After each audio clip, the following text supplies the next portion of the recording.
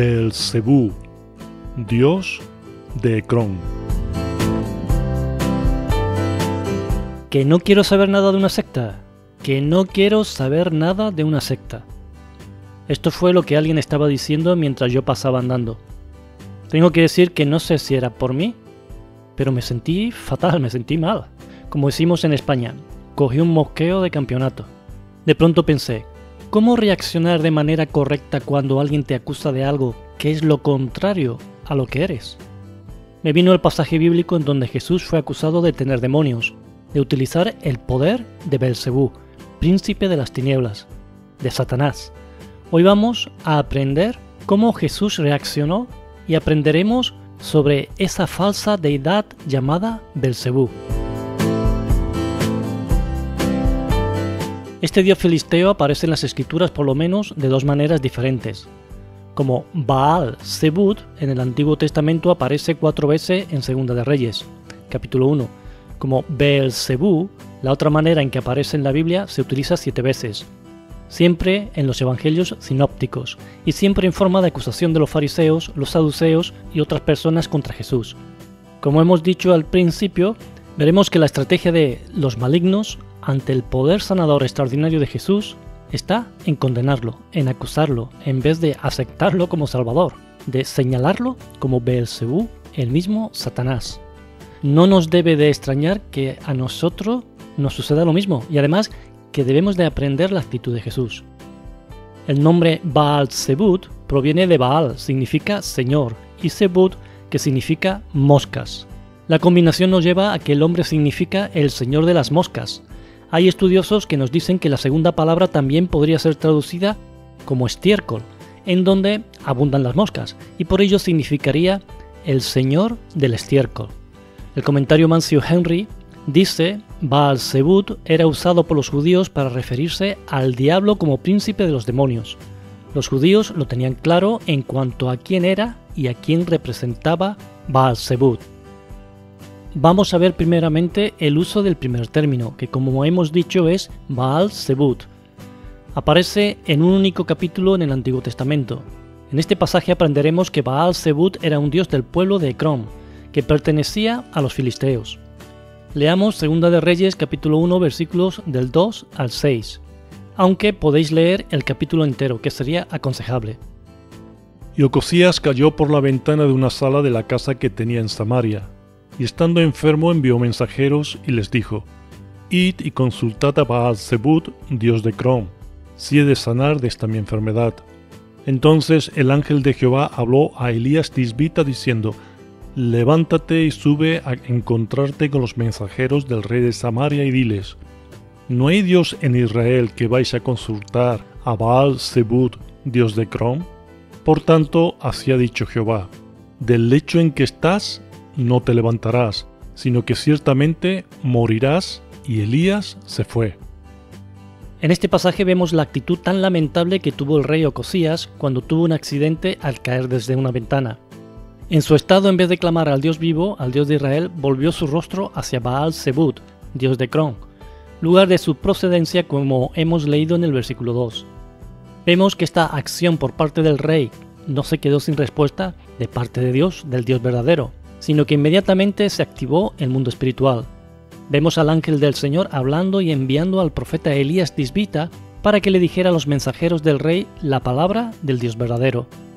La sentencia por acudir a Baal-Zebub es clara: del lecho en que estás no te levantarás, sino que ciertamente morirás. De este pasaje sacamos un principio claro: no quedará impune el que busca a los demonios en vez del Dios verdadero. Ahora vamos a ver el uso del otro nombre, Beelzebú, en el Nuevo Testamento. Pero antes queremos que tengáis presente algunas cosas. En tiempos de Jesús y antes, Beelzebú también era conocido como el dios de la inmundicia y representaba algo absolutamente despreciable ante los ojos de los judíos.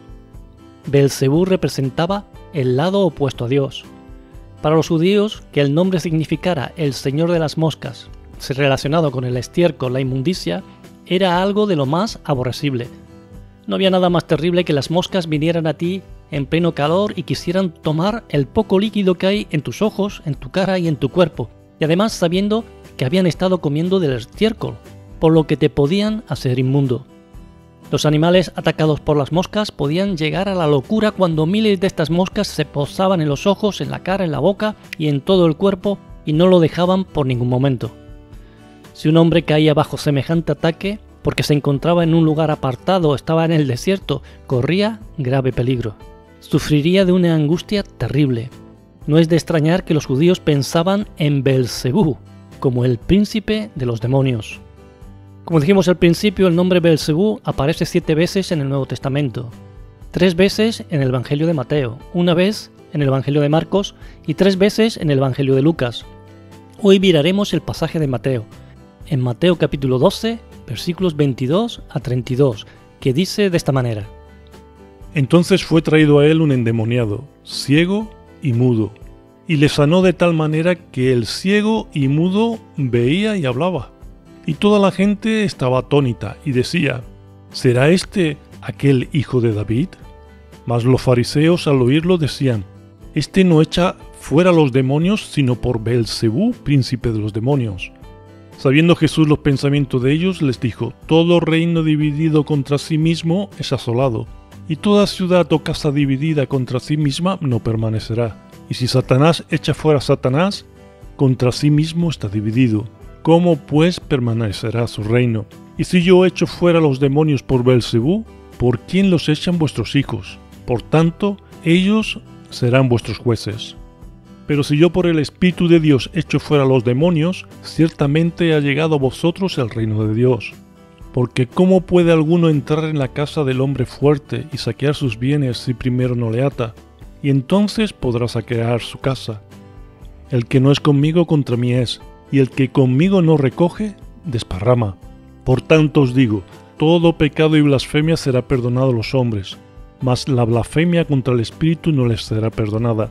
A cualquiera que dijere alguna palabra contra el Hijo del Hombre, le será perdonado, pero al que hable contra el Espíritu Santo, no le será perdonado ni en este siglo ni en el venidero.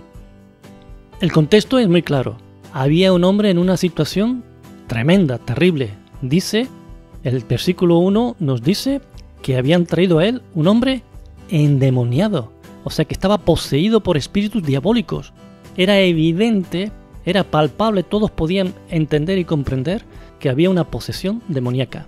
Era ciego y mudo. Esto era de la cosa más terrible que podía pasar.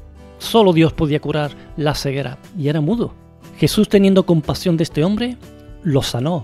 Y nos dice el pasaje que la gente estaba atónita. En otro pasaje, en otro evangelio, nos dice que estaban maravilladas, preguntándose si realmente este Jesús no sería el Mesías prometido, el hijo de David. Era la consecuencia lógica ante aquel milagro tan extraordinario que había sucedido. Nos dice el pasaje que los filisteos entraron en escena, pero por los pasajes paralelos vemos que no estaban los fariseos solos, sino que también estaban los escribas, según lo describe el Evangelio de Marcos. Y en el Evangelio de Lucas vemos que había otras personas, otros judíos, en contra de Jesús. Tanto los fariseos como los escribas tenían dos opciones ante este maravilloso milagro que había sucedido, un triple milagro: expulsión de demonios, curación de ceguera y curación de estar mudo.